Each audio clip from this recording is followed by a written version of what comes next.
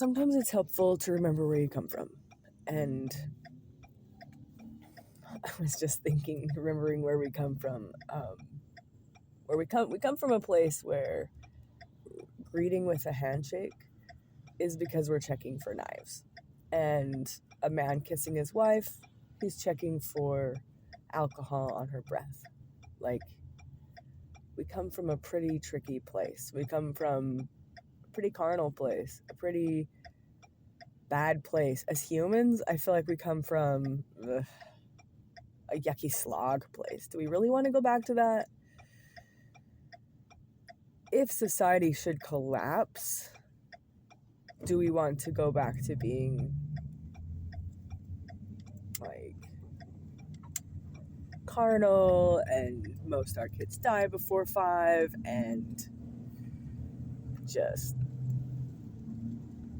trying to get gain at all costs? Basically, that's kind of the idea, is you're going to get stuff for yourself and your family at all costs, even to your brothers and sisters.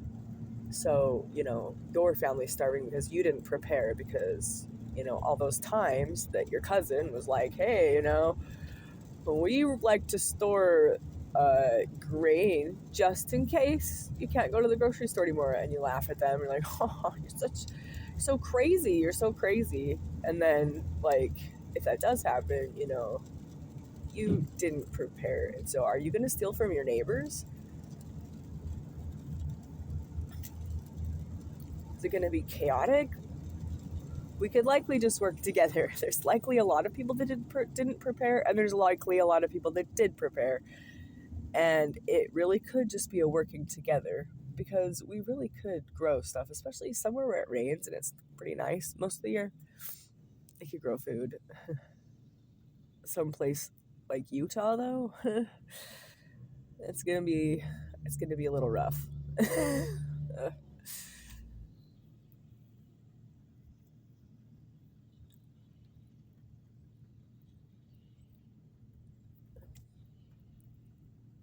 So I don't know. I guess it just depends on the quality of your character. Good thing that Utahns are so Mormon-y. Even if you're an ex-Mormon, your Mormon side comes out. It's very obvious, especially if you have that Utah County Mormon feel. Anyway, you likely have some good qualities of character based on your Mormon upbringing, based on love your enemies, and be a good worker, that kind of stuff. Hard work and just getting it done, those are good Mormon qualities. Not just Mormon qualities, but it's something that the church teaches youth, and it's good.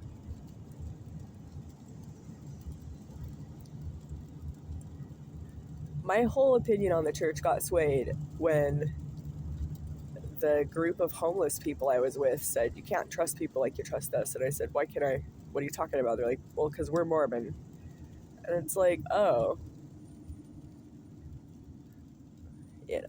even the homeless drug addicts will testify of him. It was a different thing.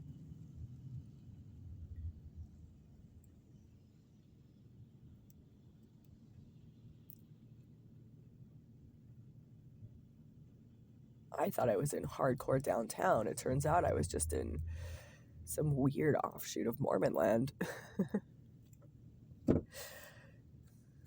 That's good, though.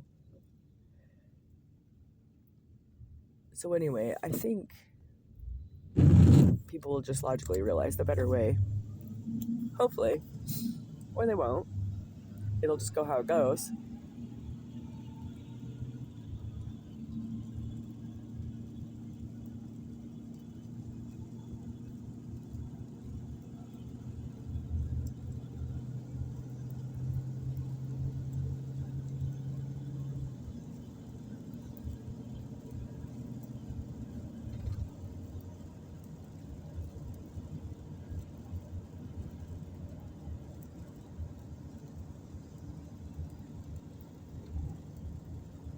But just, if we thought about wants and needs, if we just tried to get all of our needs met before we start focusing on wants as a community, as a group, let's get all the needs, and then that's good. And then everyone feels cared about, right? So nobody even feels like stealing, right? If your neighbor cares about you, it would be really hard to steal from them. You know what I mean? It's like the anti-Nephi Lehis when they just laid down their life. Ugh. I think that became really hard to kill them after that. It's kind of like when you're killing an animal, right? When you're hunting it, a lot of adrenaline. It's exciting. Yes, we got it. But when you just sit down and wrap a chicken in a towel to humanely dispatch it, it's just a different thing. It's a weird feeling. Like you're just calmly ending something's life. It's very gross feeling, almost like it's a little bit of a cringe feeling.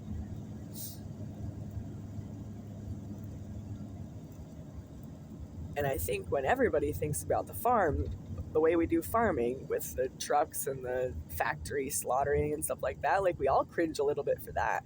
We don't know what to do about it because, of course, that's the way we get our food. We have to be really efficient in order for food to cost what it does, which everyone's complaining how expensive it is. But if we didn't do that cringy method of farming, then food would cost even more, I think. Or maybe people would have to take more of a part in their own killing and do their own dirty work. You want to eat meat? Kill it yourself. It's a heavy act. Maybe you want to be a vegetarian. But maybe it would be just better for the animals if they were killed by you rather than in that gross farm situation.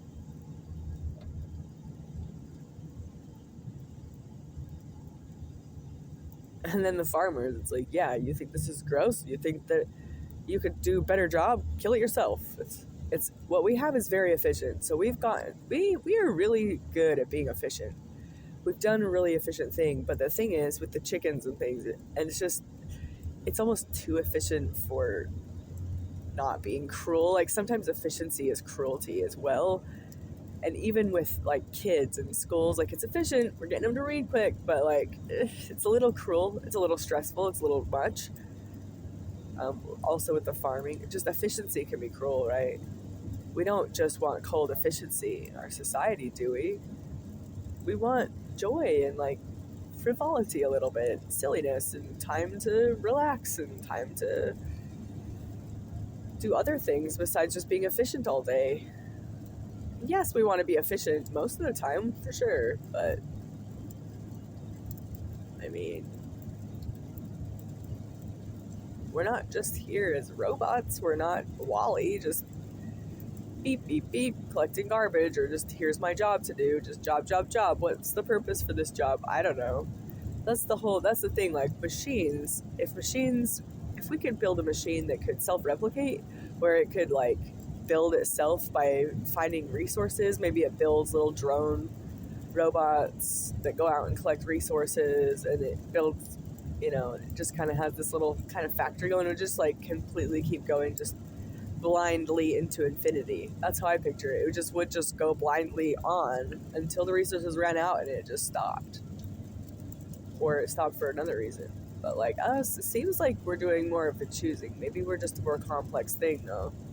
Could we make the AI be more choosing like this? Would it still have an aspect of just blindly going on and being limited, where we are unlimited, we are limitless? It's possible. But I would say that's more likely, but I don't know. And I don't want to go out and say this is the truth if I don't know for sure. It's possible we are just a really complicated AI.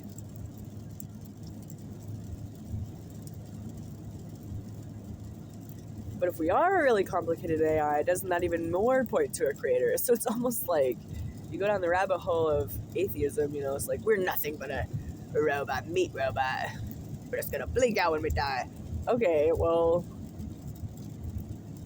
if that's true, that's kind of weird that it's happening. I don't know. Why did it start happening then? Oh, the soap bubbles in the ocean idea. there were some soap bubbles, there were some amino acids, and they kind of clumped together and kind of accidentally made a protein. Kind of accidentally made cell walls, and then the DNA, like the protein was this really, like, just kind of accidentally, I mean, in infinity, of course, you would accidentally get a protein chain that would resemble, like, a DNA. Of course, that's normal. And then you would also, the proteins, this clumped together group of molecules, and it would just, by the nature of their properties of physical things like magnets and liking or not liking water, like based on how they, bond with each other and their shape, well, that protein would divide and like attract its counterparts to it, and then it would just keep doing that, just keep replicating, and then along the way an organelle would be developed somehow, like the DNA would just, like the protein also accidentally was in the exact order to create the organelle, the ribosome, which could then read the DNA, and then it would know how to do that stuff, to divide. That is likely. That is the likely solution to our problem of where do we come from. I mean, in 1 billion years, in infinity, it's going to happen somewhere. It happened here. Here we are. It's not exciting.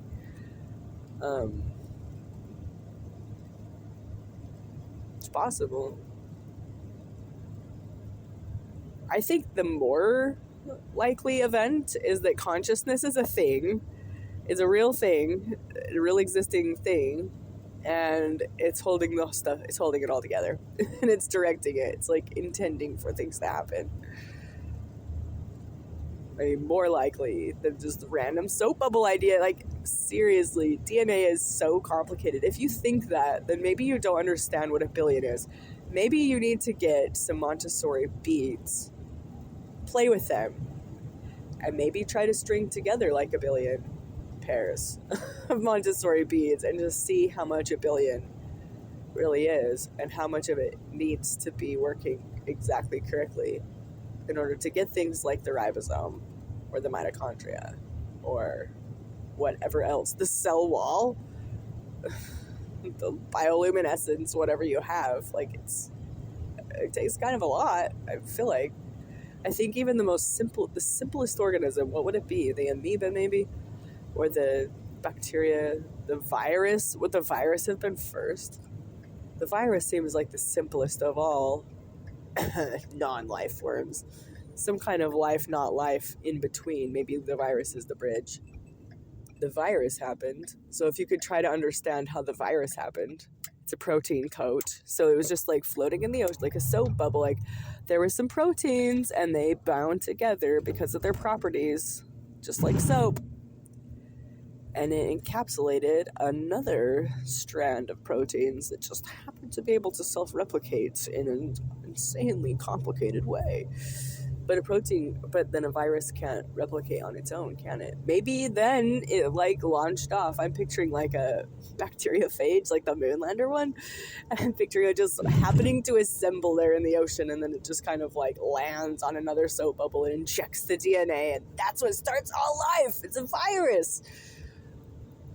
Like, I don't know. I think DNA, something about that's interesting. But there's something about consciousness. I don't think we can get away from it anymore. I don't think we can just say science is, even science is pointing to consciousness with the double slit experiment. Science itself doesn't know. Science itself is saying consciousness is weird.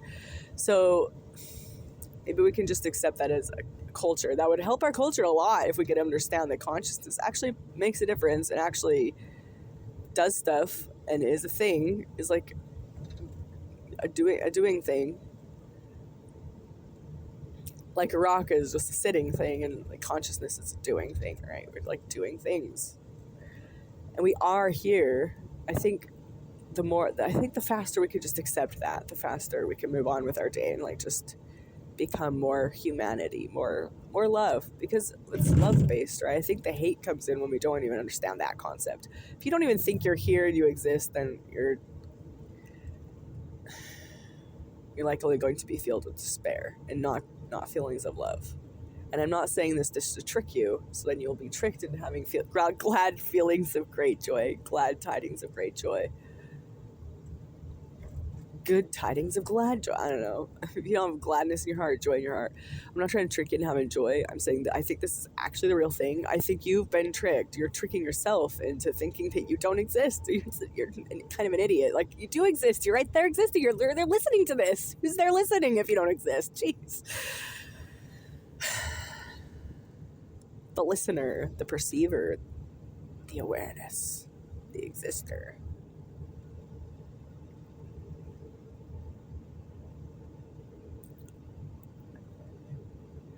Like, I mean, that's the basement bottom level. Then there's the other questions. Well, do the other people exist? In what capacity they exist? Am I just literally doing a play and interplay with God here? Am I just talking to myself? Is this just myself here? Is this a Jake? Is everything is Jake situation, right? Like, solipsism, or is this just all me and I am God and everything is one and all that? Or is there like another thing, or like two things here, like the bride and the bridegroom? We're like the female version because we're like an egg, because we're literally on the earth, we're literally made from the earth, we're just a manifestation of the earth conscious. Maybe the earth itself is just this giant consciousness, the mother, and then what's the father? And you could picture like the sperm, right? Oh, wow, that's interesting. Maybe it came in on a comet, the DNA, and through a viral vector. Who knows? Could be. Maybe the father is a virus. Oh my gosh. Maybe something else. Maybe the father was bacteria. Maybe it was just DNA. Maybe not. Maybe something else entirely. Maybe the father is the consciousness, or some kind of... And is consciousness some kind of fungus? I've also thought about that. Some kind of symbiotic relationship with the stuff. Kind of, the consciousness is kind of like landed here, kind of like infesting this planet, and has made the stuff move around. It's really cool. The stuff moves around now. It could be this extra thing, just like invading the earth, making it like this. Making it green, making it go, making it move. And so, like, when the planet dies, does consciousness, or are we just kind of some kind of giant being, and we just, like an amoeba, and we'll just go to another planet, we'll just travel through space and find another planet, our consciousness, to do it all over again. And are we looking for another? That's what I mean by, are we lonely in the vastness of infinity? If we really are a consciousness dream, if we're like this consciousness, like amoeba that goes from planet to planet, like a Star Trek, right? And we've like landed here, and here we are, and doing this, and like the dinosaurs and stuff, but... maybe the dinosaurs were a different consciousness and we like got rid of it somehow. I don't know.